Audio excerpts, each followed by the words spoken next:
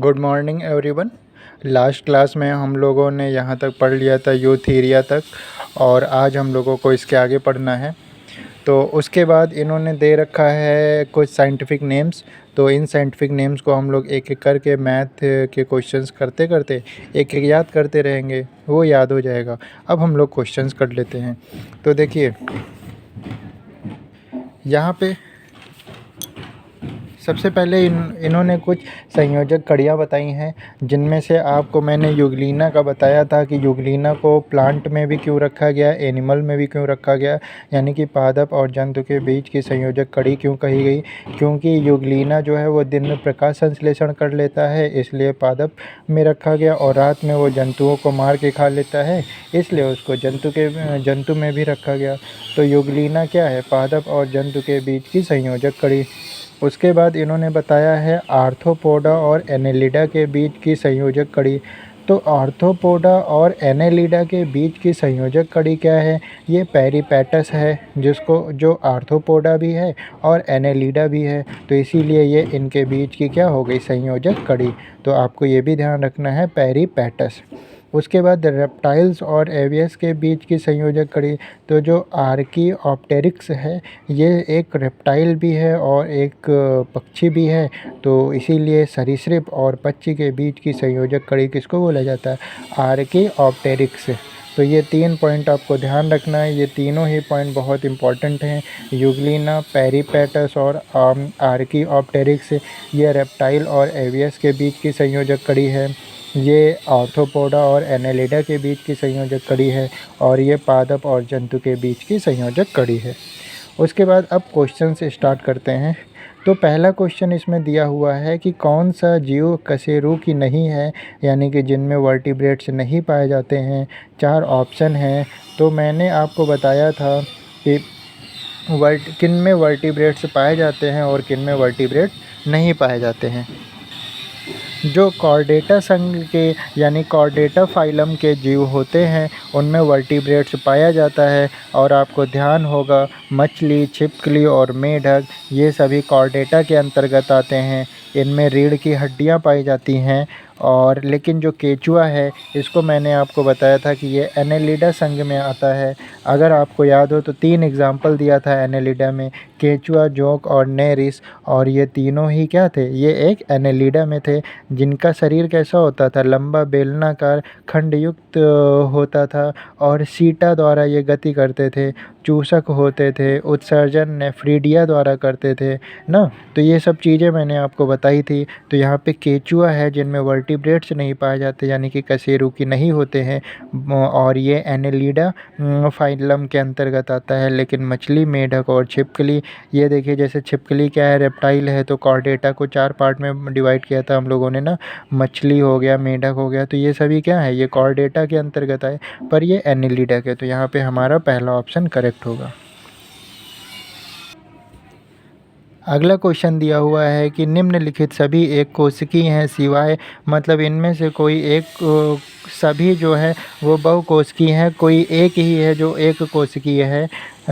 मतलब सभी एक कोशिकीय है, तो कोई एक है जो बहुकोशिकीय है। तो देखिए, युग्मज मुर्गी का अंडा, भ्रूण और पैरामीशियम। आपको पता होगा, भ्रूण किसी बच्चे का जो निर्माण होता है, एम्ब्रायो का निर्माण होता है, तो वो बहुकोशिकीय संरचना होती है, एक कोशिकीय संरचना नहीं होती है। और पैरामीशियम मैंने आपको बताया था कि ये पैरामीशियम किस फाइलम के अंतर्गत आता है। सबसे पहला फाइलम प्रोटोजोआ बताया था। और प्रोटोजोआ कैसा होता है? यूनिसेलुलर होता है, उसमें टिश्यू नहीं होते हैं। तो पैरामीशियम, अमीबा, जीवाणु, युग्मज, मुर्गी का अंडा, ये सभी क्या है?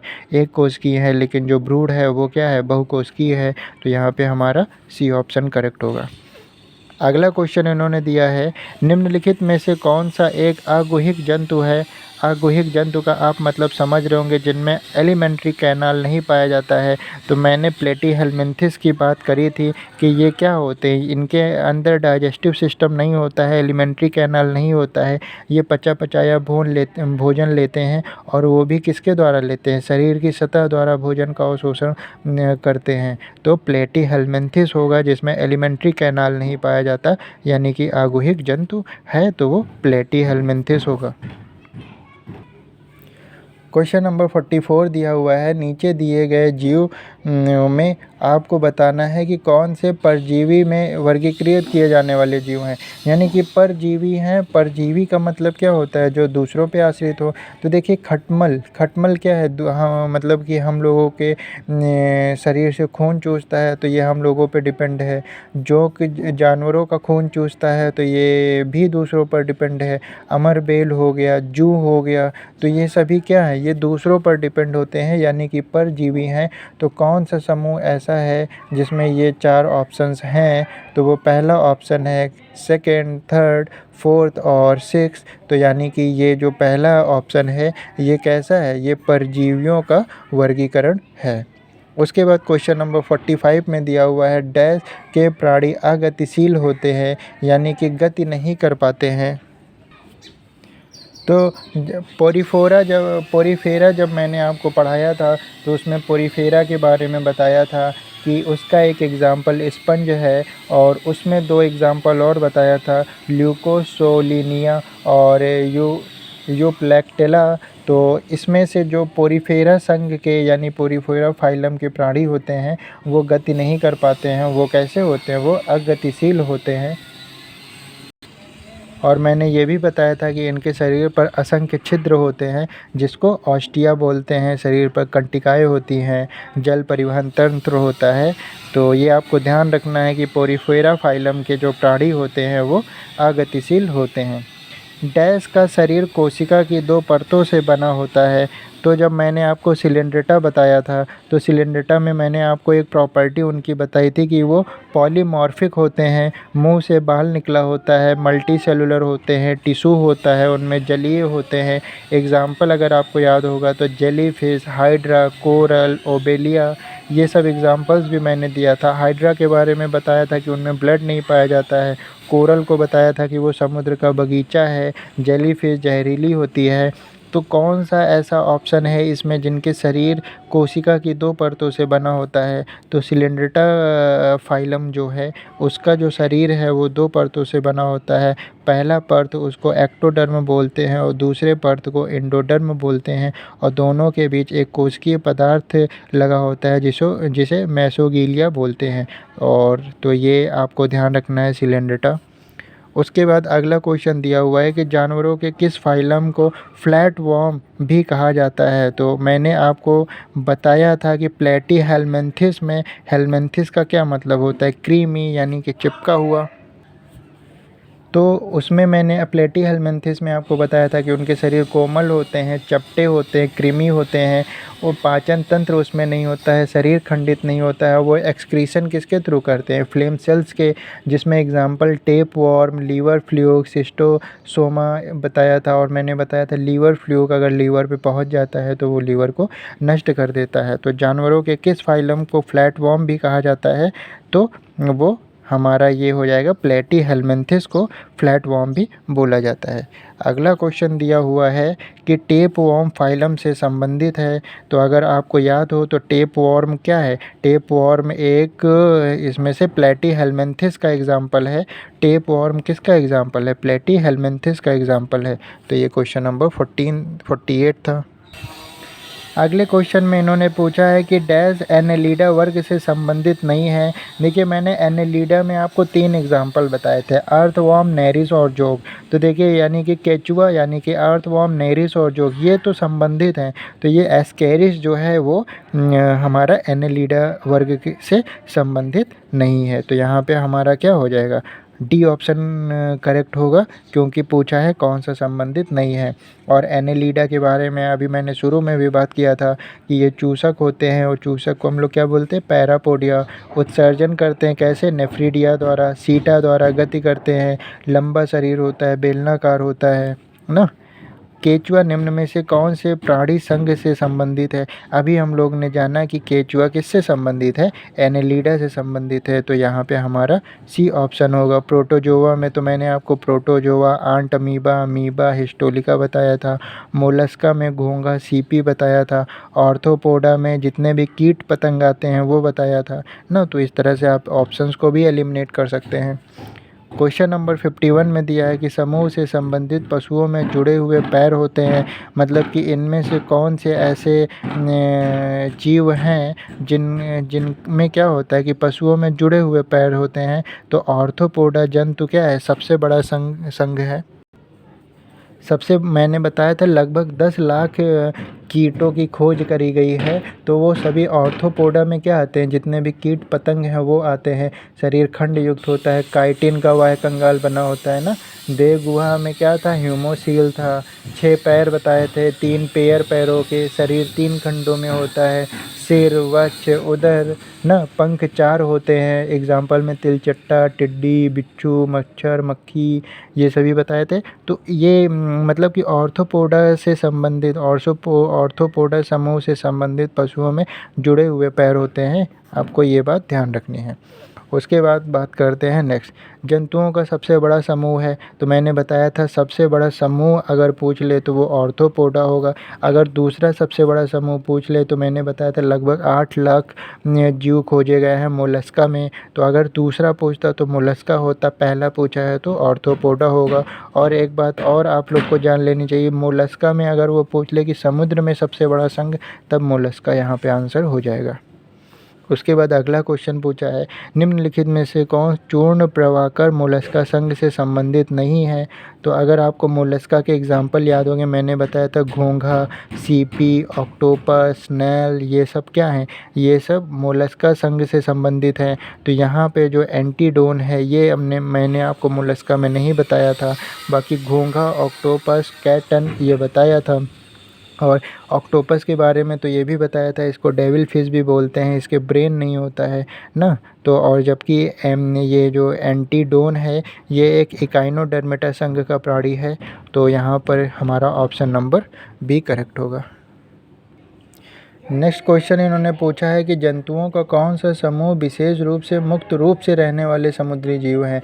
तो देखिए मुक्त रूप से रहने वाले समुद्री जीव, तो देखिए इसमें आपको अगर एकाइनोडर्मेटा का अगर एग्जांपल याद हो तो मैंने बताया था स्टार फिश, ब्रिटल स्टार, समुद्री खीरा, इनका सल्कीय कंगाल होता है, ट्यूब फीट होती है, देहगुहा चौड़ी होती है ना, बैकबोन अल्प विकसित होती है, रीढ़ की हड्डियाँ बिखरी हुई होती हैं। तो ये क्या है, ये एक समुद्री जीव हैं, मुक्त रूप से समुद्र में रहते हैं। तो यहाँ पर क्या होगा, एकाइनोडर्मेटा इसका करेक्ट आंसर होगा। उसके बाद क्वेश्चन नंबर 55, पूरी तरह से मुक्त रहने वाले समुद्री जीव। तो ये तो वही क्वेश्चन रिपीट हुआ, मुक्त रूप से रहने वाले समुद्री जीव हों या पूरी तरह से मुक्त रहने वाले समुद्री जीव हों, क्या होगा, एकाइनोडर्मेटा ही एग्जाम्पल होगा। अभी फिर मैंने आपको स्टार फिश का एग्जाम्पल दिया था, मैंने एकाइनोडर्मेटा में 3 एग्जाम्पल लिखवाए थे, स्टार फिश, ब्रिटल स्टार, समुद्री खीरा। तो यहाँ पे वही उन्होंने क्वेश्चन पूछ लिया, स्टार फिश किस समूह से संबंधित है। तो नो शक, कोई शक नहीं इसमें कि ये एकाइनोडर्मेटा का है। नेक्स्ट क्वेश्चन पूछ रहे हैं, उभयचरों और अधिकांश सरीसृपों में डैश होता है, यानी कि जितने भी रेप्टाइल्स हैं या उभयचर हैं उनमें कितने चैम्बर्ड वो होता है, हार्ट होता है। तो जब मैंने आपको रेप्टाइल्स पढ़ाया था तो मैंने बताया था रेप्टाइल्स में 3 चैम्बर्ड हार्ट होता है और हम लोगों में 4 चैम्बर हार्ट होता है, मैमल्स में। तो यहाँ पर रेप्टाइल का पूछा है तो 3 चैम्बर्ड हार्ट होगा। उभयचर में, मतलब उभयचर में क्या होता है इन 4 ऑप्शंस में। तो उभयचर कौन होते हैं, बिना पंख के ग्रंथि वाली त्वचा होती है उनमें। तो उभयचर के बारे में आपको क्या ध्यान रखना है कि बिना पंखों के ग्रंथि वाली जो त्वचा होती है वो क्या कहलाती है, वो उभयचर होती है। उसके बाद क्वेश्चन नंबर 59 इन्होंने दिया हुआ है कि डैश वर्ग के प्रजातियों में श्वसन गलफड़ों अथवा फेफड़ों द्वारा होता है।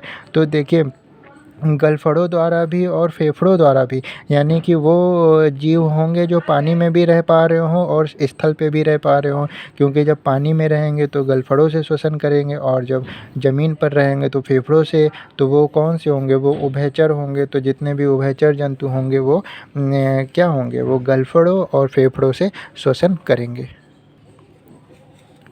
नेक्स्ट क्वेश्चन है कि सरीसृप में मतलब कि सरीसृप में क्या आते हैं। तो देखिए रेप्टाइल्स जब मैंने बताया था तो मैंने बताया था इनकी त्वचा सूखी होती है, खुरदरी होती है, ग्रंथिहीन होती है। शरीर कैसा होता है, ग्रीवा होता है, उसमें धड़ होता है, पूंछ में बटा होता है, नख युक्त दो जोड़ी पाद पाए जाते हैं, मतलब उनमें नाखून नहीं होते हैं ना, कंगाल बोन्स का बना होता है, लंग से श्वसन करते हैं, कोल्ड ब्लडेड होते हैं, 3 चैम्बर कंप्लीट होते हैं, चौथा चैम्बर इनकम्प्लीट होता है, तो इनको हम लोग क्या बोलते थे, हार्ट इनकम्प्लीटली 4 चैम्बर्ड। उसके बाद मैंने बताया था एग्जांपल्स में छिपकली, सांप, कछुआ, सबसे बड़ा रेप्टाइल बताया था डायनासोर, और इस समय सबसे बड़ा रेप्टाइल आपका क्या था, कोमोडो ड्रैगन। तो यहाँ पे इन्होंने सरीसृप के बारे में पूछा है, तो सल्क कैसी है, शुष्क और ग्रंथि विहीन त्वचा है, तो पहला ही ऑप्शन हमारा यहाँ पे करेक्ट हो जाएगा। सबसे बड़ा मैमाल कौन सा है, तो सबसे बड़ा मैमाल कौन सा है, ब्लू व्हेल है सबसे बड़ा मैमाल। उसके बाद अगला क्वेश्चन है एवीज में शामिल हैं, तो एवीज में कौन शामिल है, एवीज में सारी बर्ड्स शामिल हैं, यानी कि पक्षियाँ शामिल हैं, तो ये यहाँ पे हो जाएगा। मैंने आपको बताया था सबसे बड़ा पक्षी शुतुरमुर्ग, सबसे छोटा हमिंग बर्ड, उल्टा उड़ने वाला पक्षी गुंजन बर्ड, सबसे तेज़ उड़ने वाला पक्षी अबाबीन बर्ड। ये 4 इंपॉर्टेंट पॉइंट भी बताया था जब एवीज बताया था। पक्षी वर्ग में डैश होती है, तो आपको इन चारों में से बताना है। तो देखिए मैंने आपको जब पक्षी पढ़ाया था तो उसमें बताया था कि वो वार्म ब्लडेड होते हैं और शरीर फीदर से ढका होता है ना, उनके जबड़े चोंच में बदल जाते हैं, रेस्पिरेशन लंग्स से करते हैं, 4 चैम्बर्ड हार्ट होता है, नो टूथ इन बीक बताया था, एक लिंगी होते हैं, ओवीपेरस होते हैं, अंडे देते हैं, बोन खोखली होती है, पंखों में वैक्स लगे होते हैं जिससे जो पंख शरीर में ऊष्मा देने का काम करती है। तो यहाँ पे देखिए पंखों के साथ शुष्क और ग्रंथिविहीन त्वचा होती है, तो ये हमारा 63 का हो जाएगा। उसके बाद इन्होंने कहा हाथी, भालू तथा गेंडा किस जाति के जीव हैं, तो ये सभी क्या हैं, स्तनधारी हैं, क्योंकि हाथी में भी क्या करता है, बच्चे को जन्म देता है, भालू भी, गेंडा भी, तो ये सभी क्या हैं, ये एक स्तनधारी हैं। और ठीक, उसके बाद 65 की बात अगर हम करें तो पृथ्वी पर सबसे अधिक बुद्धिमान स्तनधारी कौन है, तो डॉल्फिन जो है वो सबसे अधिक बुद्धिमान स्तनधारी है। 2005 में 2005 नहीं, 2009 में गंगा नदी में पाए जाने वाली जो गंगा डॉल्फिन है उसको भारत का राष्ट्रीय जलीय जीव घोषित किया गया। और गंगा डॉल्फिन क्या है, एक नेत्रहीन जलीय जीव है, और पृथ्वी पर सबसे अधिक बुद्धिमान स्तनधारी किसको माना गया है, गंगा डॉल्फिन को। उसके बाद बात करते हैं नेक्स्ट क्वेश्चन की। नेक्स्ट क्वेश्चन दिया हुआ है निम्नलिखित में से कौन सा मत्स्य वर्ग की विशेषता नहीं है, तो मत्स्य वर्ग की विशेषता जान लेते हैं। पहला ऑप्शन दिया है स्यूडो कॉलम की उपस्थिति, ये थोड़ा सा समझ में नहीं आया तो आगे देखते हैं। हड्डी का अंतःकंगाल होता है, तो हाँ मछलियों में अंतःकंगाल होता है, तो ये बात तो सही है। गलफड़ों के द्वारा सांस लेते हैं, हाँ मछलियाँ गलफड़ों के द्वारा सांस लेती हैं। सल्क का वही कंगाल होता है, तो ये भी बात सही है। तो यहाँ पे पहला ऑप्शन है जो विशेषता नहीं होगा, स्यूडो कॉलम की उपस्थिति, तो मत्स्य वर्ग में स्यूडो कॉलम की उपस्थिति नहीं होती है, तो ये हो गया। दिए गए विकल्पों में से निम्नलिखित कथन के लिए सही विकल्प का प्रयोग करके रिक्त स्थान भरिए। डैश एक सही मछली है, तो देखिए cattle fish, dog fish, jelly fish या सांप। तो इन्होंने पूछा है कि सच में एक मछली ही है। देखिए जैसे कैटल फिश और जेली फिश और सांप ये एक मछली नहीं है, लेकिन डॉग फिश क्या है, डॉग फिश एक मछली है, ये मत्स्य वर्ग के अंतर्गत आती है। और जैसे कि मैंने बताया था कि जैसे हिप्पोकैम्पस है, तो हिप्पोकैम्पस क्या है, ये इसको हम लोग हिंदी में समुद्री घोड़ा बोलते हैं। कैटफिश, ये सभी मत्स्य वर्ग के ही प्राणी हैं। और इसमें से डॉग फिश भी मत्स्य वर्ग का प्राणी है। लेकिन ये जो कैटल फिश है, जेली फिश और सांप, ये सभी क्या हैं, ये एक जीव, ये एक मतलब जंतु हैं, एनिमल्स हैं, और ये फिश नहीं है। सेक्शन आई में इन्होंने जीवों में अनुकूलन यानी कि एडॉप्टेशन इन एनिमल्स के बारे में बताया है। तो देखिए हर जीव की अपनी एक विशेषता होती है, एक ऐसा पर्यावरण होता है जहाँ पर वो निवास कर पाता है, जहाँ पर वो अपनी जैविक क्रियाएं कर पाता है। अगर वो पर्यावरण उसके अनुकूल होता है तो उसका वंश आगे बढ़ पाता है, और अनुकूल नहीं हो पाता है तो धीरे धीरे वो विलुप्त होने लगता है। तो अनुकूलन यही है कि जीवों की वो शारीरिक संरचना या या उनका वो बिहेवियर जिसकी वजह से वो किसी स्थान पर अपने आप का निवास कर सकते हैं, पालन पोषण कर सकते हैं ना, और अपनी जनरेशन को आगे बढ़ा सकते हैं, तो वही अनुकूलन है। और हर जीव की अपनी एक विशेष अनुकूलित लक्षण होता है, तो उसी के बारे में इन्होंने यहाँ बताया है। जैसे मैंने यहाँ पे कैक्टस को हाईलाइट किया है, तो इन्होंने कैक्टस के बारे में क्या बताया है,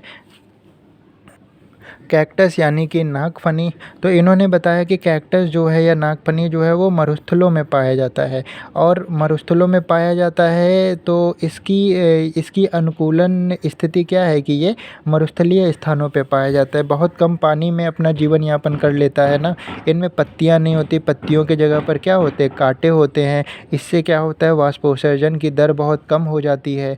इनकी जड़ें बहुत गहराई तक अंदर गई रहती हैं, जिससे कि जल का अवशोषण कर सकें। और इनके तनों पर क्या होता है, वैक्स कोटिंग होती है, जिससे कि जल संरक्षण में सहायता करती है। तो कैक्टस के बारे में ये प्रॉपर्टी इन्होंने बताई थी। उसके बाद फिर इन्होंने ऊँट के बारे में बताया कि देखिए ऊँट भी कहाँ पाया जाता है, मरुस्थलीय स्थानों में पाया जाता है। तो उसका अनुकूलन स्थिति क्या है, मरुस्थलीय स्थान यानी कि गर्म स्थान। और इन ऊँट के पैर लंबे होते हैं, जिससे कि ये रेतों में बहुत आसानी से चल सके। मूत्रोत्सर्जन बहुत कम होता है ना, मल बहुत शुष्क होता है, पसीना नहीं आता, जिससे शरीर में जल की कमी ना होने पाए। और इनके अंदर एक प्रॉपर्टी ये भी होती है कि ये बहुत दिनों तक बिना पानी के रह सकते हैं, क्योंकि इनके अंदर क्या होता है, जल को इकट्ठा करने की एक क्षमता होती है। तो ऊँट के बारे में बताया है। उसके बाद मरुस्थल में रहने वाले सांप और चूहों के बारे में बताया है। मैंने बताया कि ऊँट के पैर कैसे होते हैं, लंबे होते हैं, जिससे कि वो रेत की गर्मी में तब भी चल लेता है। लेकिन मरुस्थल में पाए जाने वाले जो सांप या चूहे होते हैं, उनके पैर ऊँट की तरह लंबे नहीं होते हैं। दिन में तेज़ गर्मी से बचने के लिए ये बिलों में घुस जाते हैं, और रात में जब तापमान थोड़ा सा कम होता है, तो ये उन बिलों से बाहर निकल आते हैं। तो ये कुछ चीज़ें इन्होंने बता रखी थी। उसके बाद इन्होंने पर्वतीय क्षेत्र में पाए जाने वाले वृक्षों के बारे में बताया कि जो भी पर्वतीय क्षेत्र में पाए जाने वाले वृक्ष होते हैं वो शंक्वाकार होते हैं। शंक्वाकार होने से ये होता है कि जब बर्फ़ की बरसात होती है, यानी स्नोफॉल होता है, या फिर क्या कहते हैं वर्षा होती है, तो इनके पेड़ों पर वो टिक नहीं पाता, वो क्या होता है, फिसल कर नीचे गिर जाता है। और इनकी शाखाएँ कैसी होती हैं, इनकी शाखाएँ तिरछी होती हैं, और वृक्षों की जो पत्तियाँ होती हैं वो सुई के आकार की होती हैं। तो ये कुछ बातें इन्होंने पर्वतीय क्षेत्रों के वृक्ष के बारे में बताया। उसके बाद इन्होंने बताया है कि पर्वतीय क्षेत्र में पाए जाने वाले जो भी जंतु होते हैं वो वहाँ की परिस्थिति के अनुसार अनुकूलित होते हैं। इनकी त्वचा कैसी होती है, बहुत मोटी होती है, जिससे कि ठंड से वो अपने आप को बचा सकें। और शरीर को गर्म रखने के लिए याक के बारे में इन्होंने बताया है कि शरीर को गर्म रखने के लिए याक का शरीर कैसा होता है, लंबे बालों से ढका होता है। याक के बारे में बताया है कि वो शरीर को गर्म रखने के लिए उसके अंदर क्या होता है, लंबे बालों से ढका होता है। पहाड़ी तेंदुआ के शरीर पर फर होते हैं, और बर्फ़ पर चलते समय उनके पैरों को ठंड से बचाता है। पहाड़ी तेंदुए के बारे में ये बताया है कि उनके शरीर पर फर होते हैं, और ये फर क्या करते हैं, उनके पैरों को ठंड से बचाता है। पहाड़ी बकरी के बारे में भी बताया है कि उसके पैरों में क्या होते हैं, मजबूत खुर होते हैं, जिससे ढालदार चट्टानों पर दौड़ने के लिए वो अपने आप को अनुकूलित कर पाता है। पोल्स वाले क्षेत्र होते हैं जो, यानी कि ध्रुवीय क्षेत्र होते हैं, वहाँ की जलवायु के बहुत चरम पाई जाती है ना। तो सर्दियों पर यहाँ पे तापमान लगभग -37 डिग्री तक हो जाता है। तो यहाँ पर रहने वाले जंतु इस चरम स्थितियों के लिए अनुकूलित हो जाते हैं। उसके बाद इन्होंने ध्रुवीय भालू के बारे में बताया है। कुछ ख़ास चीज़ें यहाँ पे बताई नहीं है, बस एक बार हम लोग को थोड़ा थोड़ा देख लेना है। तो ध्रुवीय भालू के बारे में बताया है कि उसके शरीर पर कैसे बाल पाए जाते हैं, सफ़ेद बाल पाए जाते हैं, यानी सफ़ेद फर पाए जाते हैं। तो देखिए ये ध्रुवीय भालू हैं, यानी पोल्स पे पाए जाते हैं, बहुत ठंडे इलाकों पे। तो वहाँ का एटमॉस्फेयर पूरा सफ़ेद सफ़ेद रहता है, और ये भी सफ़ेद बालों से ढके होते हैं। तो इससे क्या होता है कि शत्रुओं से बचने में इनको मदद मिल जाती है, इनको शिकार पकड़ने में सहायता सहायता मिल जाती है। शिकारी कन्फ्यूज़ हो जाता है कि मतलब उसको दिखाई नहीं देते ना क्लियर कि एटमॉस्फेयर भी सफ़ेद, ये भी सफ़ेद, तो उससे क्या होगा थोड़ा-सा पहचानने में मुश्किल हो जाती है। और शीत से बचने के लिए बालों की 2 मोटी परतें होती हैं। त्वचा के नीचे वसा की एक परत होती है जो इनको ठंड से बचाती है। बाकी अगले पॉइंट में इन्होंने ध्रुवीय भालू के बारे में बताया है कि ध्रुवीय भालू क्या करते हैं, बहुत धीरे-धीरे चलते हैं जिससे उनके शरीर का तापमान आवश्यकता से अधिक ना हो पाए और गर्मियों में इनका अपना शरीर ठंडा करने के लिए ये समुद्र में तैरते हैं। देखिए ठंडियों में क्या, ठंडियों में जैसे ये ठंडियों में रह पाते हैं, अपने आप को ठंडियों में रख पाते हैं, तो गर्मियों में अपने आप को कैसा ठंडा रखते होंगे, तो ये क्या करते हैं, समुद्र में तैरते हैं जिससे इनके शरीर में ठंडक बनी रहती है।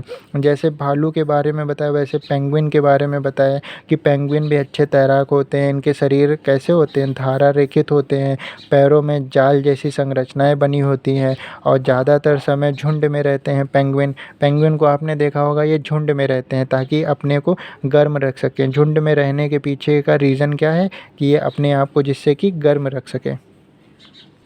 उसके बाद इन्होंने बताया है कि कुछ जंतु ऐसे होते हैं जो वृक्षों पर रहते हैं। जैसे इन्होंने मेढक के बारे में बताया है कि मेढक का पैर कैसा होता है, बहुत चिपचिपा होता है। वो उनको वृक्ष पर चढ़ने में सहायता करता है और जिन वृक्षों पर वो रहते हैं उन वृक्षों पर वो आसानी से चढ़ जाते हैं। तो ये पॉइंट भी उसी से संबंधित है कि बंदरों में पूँछ होती है, वो पूँछ उनको पेड़ों को पकड़ने में, पेड़ों की शाखाओं को पकड़ने में सहायता पहुँचाती है। वो शाखाओं पर आसानी से चढ़ पाते हैं।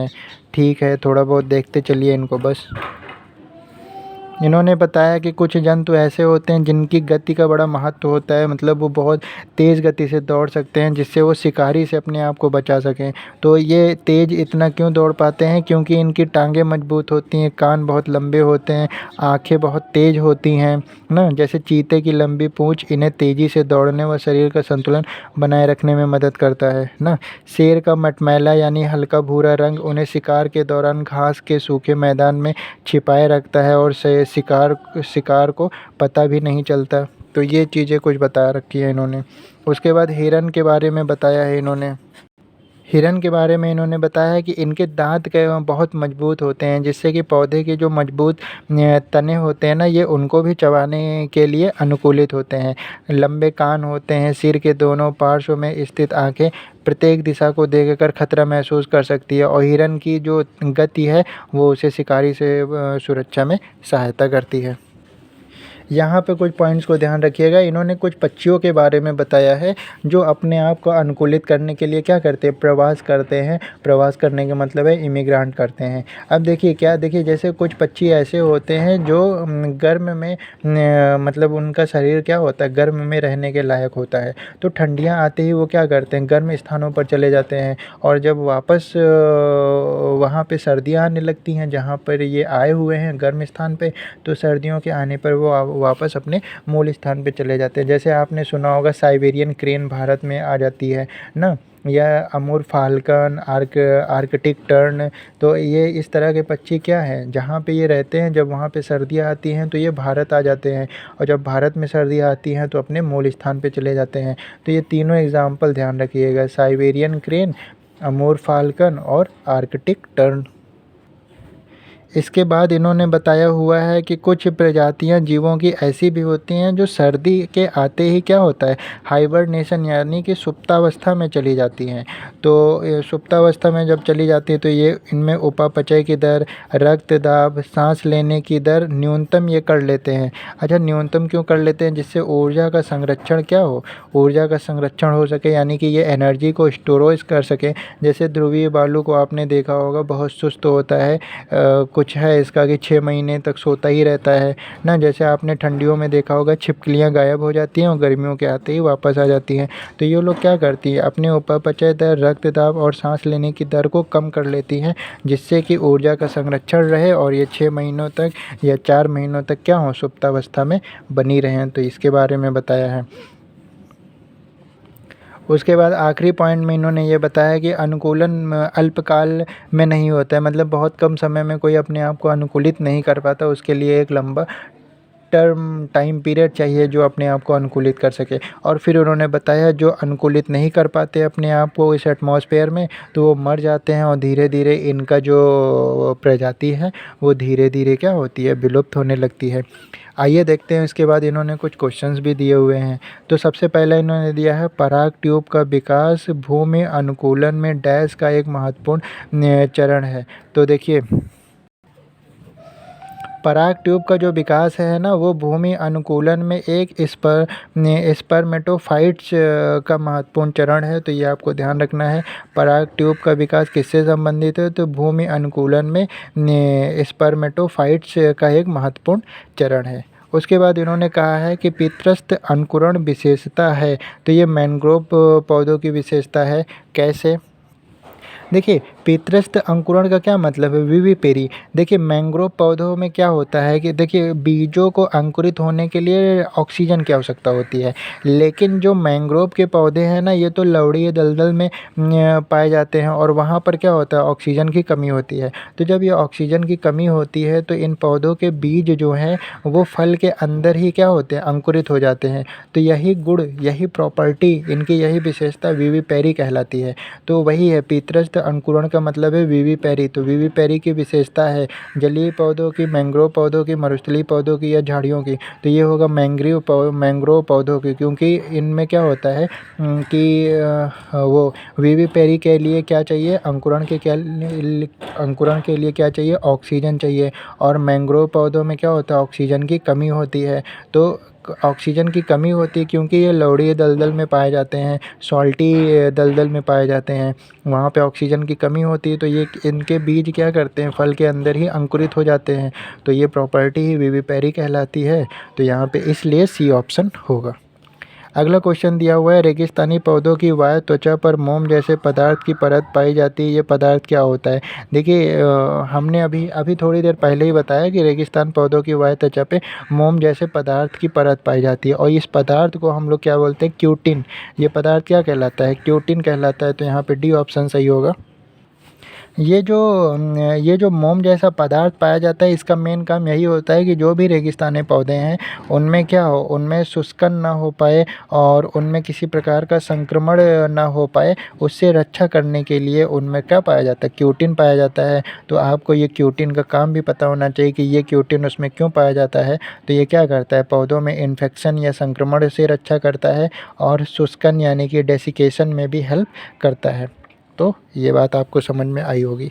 उसके बाद इन्होंने कहा सूखे या शारीरिक रूप से सूखे आवास में जीने के लिए अनुकूलित पौधों को क्या कहा जाता है, तो वो जीरोफाइटा कहलाते हैं। सूखे या शारीरिक रूप से सूखे आवास में जीने वाले अनुकूलित पौधों को हम लोग जीरोफाइटा बोलते हैं। तो सूखे और शारीरिक रूप से सूखे आवास, ये ध्यान रखना है आपको। जब कभी भी सूखे या शारीरिक रूप से सूखे आवास की बात करें और तो कौन से अनुकूलित पौधे हैं वो जीरोफाइट हैं। नेक्स्ट क्वेश्चन दिया हुआ है कि निम्नलिखित में से किसमें स्टोमेटा गहरे गड्ढों में पाए जाते हैं। तो जो शुष्कोद्भिद होते हैं उसमें स्टोमेटा कहाँ पाए जाते हैं, गहरे गड्ढों में पाए जाते हैं। मैंने एक क्लास में आपको स्टोमेटा के बारे में काफ़ी सारी जानकारियाँ दी थी। उसमें बताया था कि पत्तियों में जो स्टोमेटा है वो निचली सतह पे पाया जाता है और कनेर और इफेड्रा ये दो एग्जाम्पल्स हैं स्टोमेटा के, कनेर और इफेड्रा। तो निम्नलिखित में से किसमें रंध्र गहरे गड्ढों में पाए जाते हैं, तो वो क्या होगा, शुष्कोद्भिद। उसके बाद मैंग्रोव पौधे हैं, अभी हम लोग ने बात की थी मैंग्रोव पौधे कैसे होते हैं, ये मतलब कि लवणीय दलदल में पाए जाते हैं। तो ये लवणोद्भिद होंगे और जिनमें ऑक्सीजन की कमी होती है जिसके कारण इनके बीज फलों के अंदर ही अंकुरण कर लेते हैं। और इसको हम लोगों ने क्या बोला था, विविपेरी बोला था। ये देखिए यहाँ पे इन्होंने वही सारी बातें लिखी हैं। उसके बाद फिक्स फ्लोटिंग पौधों का उदाहरण क्या है, तो ये आप ध्यान रखिएगा, जो निम्फिया है, निम्फिया किसका उदाहरण है, ये फिक्स फ्लोटिंग का उदाहरण है। आइए जानते हैं कैसे ये फिक्स फ्लोटिंग का उदाहरण है। और निम्फिया को हिंदी में क्या बोलते हैं, जलकुंभी बोलते हैं। जलकुंभी में आप जलकुंभी क्या आपने देखा होगा कि ये पानी में क्या होता है, पानी में या कीचड़ में धंसा रहता है और लंबी पत्तियों के द्वारा ये जल में तैरता रहता है। तो ये फिक्स्ड फ्लोटिंग का एक उदाहरण है निम्फिया, और निम्फिया को हिंदी में बोलते हैं जलकुंभी। अब देखिए ये लोग इंग्लिश में भी ऑप्शन दे रखते हैं, इसलिए आप कोशिश किया करिए इंग्लिश में भी पढ़ने की, क्योंकि अगर बहुत लोग जलकुंभी जानते होंगे, निम्फिया नहीं जानते होंगे। अब यहाँ पे इन्होंने निम्फिया दे दिया है, जो कि जिसका मतलब जलकुंभी ही है, तो इसलिए दोनों ही चीज़ें जानना ज़रूरी है। कुछ और इन्होंने फिक्स फ्लोटिंग के उदाहरण दिए हुए हैं, एजुला दिया हुआ है ना, समुद्र शोक दिया हुआ है, पिस्टिया दिया हुआ है, तो ये चीज़ें हैं। उसके बाद अगला क्वेश्चन इन्होंने दिया है कि समुद्री दलदल में उगने वाले पौधे। तो समुद्री दलदल में कौन से पौधे उगते हैं, जो लवणीय दलदल में उगते हैं ना, क्योंकि समुद्र का पानी कैसा होता है, वो सॉल्टी होता है। तो लवणीय दलदल में जो उगते हैं वो वही पौधे होंगे। तो लवणीय दलदल में कौन से उगते हैं, जो राइजोफेरा होते हैं या सोनेरेशिया होते हैं, वो कैसे पौधे होते हैं, जो मतलब सॉल्टी दलदल में उगते हैं। तो यहाँ पे सी ऑप्शन हमारा करेक्ट होगा, राइजोफोरा या सोनेरेशिया। उसके बाद इन्होंने फिर नागफनी की बात करी है। तो नागफनी में तना हरा, चौड़ा और मांसल होकर पत्तियों का कार्य करता है। इसे क्या कहते हैं, तो इसे क्या कहते हैं, पूर्णकाय स्तंभ कहते हैं। नागफनी आपने देखा होगा, तना हरा होता है, चौड़ा होता है, मांसल होकर पत्तियों का कार्य करता है। उसमें पत्तियां क्योंकि नहीं होती हैं, कांटे के रूप में निकली होती हैं, जिससे वाष्पोत्सर्जन की दर कम हो, पानी कम लगे ना, और जड़ें काफ़ी गहरी तक फैली होती हैं, जो जल का अवशोषण कर सकें, ये सब प्रॉपर्टी बताया था। तो उसको क्या बोलते हैं, उसको हम लोग पूर्णकाय स्तंभ बोलते हैं। अगला क्वेश्चन इन्होंने दिया है कि क्लेडोडे पाया जाता है, यानी कि पर्णाव पर्व पाया जाता है। तो पर्णाव पर्व किस में पाया जाता है, ये एस्पेरेगस में पाया जाता है। अब ये एस्पेरेगस क्या है, इसमें तने क्या होते हैं, तने में केवल एक पर्व होता है और उसी को क्लेडोड बोलते हैं। तो पौधे में तना घटकर बल्ब का रूप ले लेता है, वो क्या कहलाता है, क्लेडोड कहलाता है। एग्जाम्पल में इन्होंने हाथी बिवाड़ा भी दिया हुआ है, तो कभी ये पूछ ले हाथी बिवाड़ा किसका उदाहरण है, तो वो एस्पेरेगस का उदाहरण है, या क्लेडोड पर्व पाया जाता है उनमें। तो ये क्वेश्चन हो गया। उसके बाद इन्होंने पूछा विषम पर्णी यानी कि हेट्रोफिली दशा पाई जाती है। तो हेट्रोफिली दशा किस में पाई जाती है, रेननकुलस में पाई जाती है। देखिए ये जो रेननकुलस है, यानी कि यह हेट्रोफिली दशा पाई जाती है रेननकुलस में, ये क्या है, तो देखिए कुछ ऐसी चीज़ें जो जल में डूबी रहती हैं और उनकी पत्तियां क्या होती हैं, बहुत लंबी होती हैं, कटी फटी रहती हैं और जल की सतह पे तैरती रहती हैं।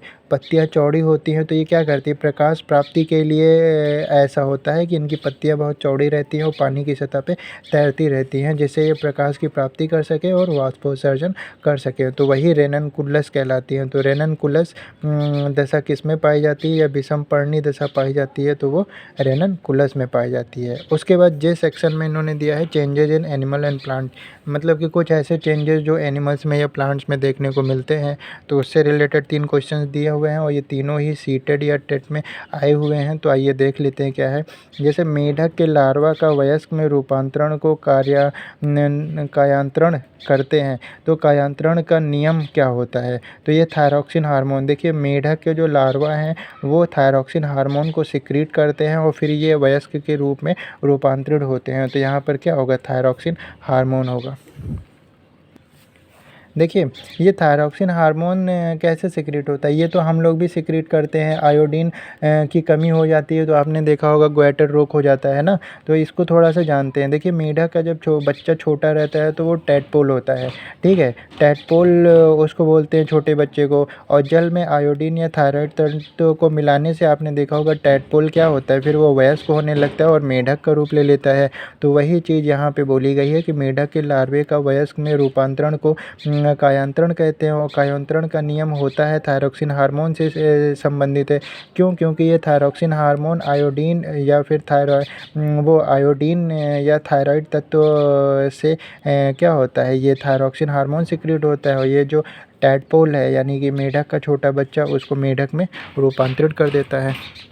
उसके बाद टैडपोल के कायांतरण के लिए जल में निम्नलिखित में से किस तत्व की उपलब्धता आवश्यक है। तो आपको पता है टैडपोल को वयस्क होने के लिए क्या चाहिए, आयोडीन या थायराइड। तो ये दोनों ही के इन दोनों में से कोई ऑप्शन है, तो यहाँ पे थायराइड दिया हुआ है, तो ये वो सॉरी आयोडीन दिया हुआ है। तो इस आयोडीन से थायरॉक्सिन हार्मोन सिक्रिएट होगा और वो टैडपोल को मेढक में कन्वर्ट कर देगा।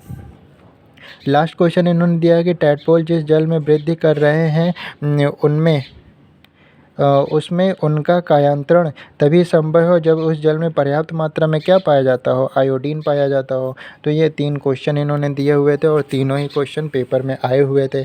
उसके बाद नेक्स्ट बात करते हैं हम लोग। तो नेक्स्ट फिर ये चैप्टर ख़त्म हो गया। तो आज ये लास्ट वीडियो था और हम लोगों ने चैप्टर नंबर 3 को कंप्लीट कर लिया है। बहुत बड़ा चैप्टर था, बहुत सारी चीज़ें एक ही चैप्टर में इन्होंने दे दी थी। ये देखिए कितना बड़ा चैप्टर था। अभी तक वो 3rd चैप्टर ही चल रहा है। ये देखिए यहाँ से स्टार्ट है, तो काफ़ी लंबा चैप्टर था, बहुत कुछ सीखने को मिला। ये देखिए इतने टॉपिक्स इन्होंने दे रखे थे, आप इसको अच्छे से पढ़िए और यहाँ से बहुत सारे क्वेश्चंस आते हैं। तो इस तरह से हम लोगों ने साइंस में चैप्टर नंबर 2 और 3 कंप्लीट कर लिया है। आगे के वीडियो में एक नया चैप्टर स्टार्ट करेंगे। Okay, thank you class.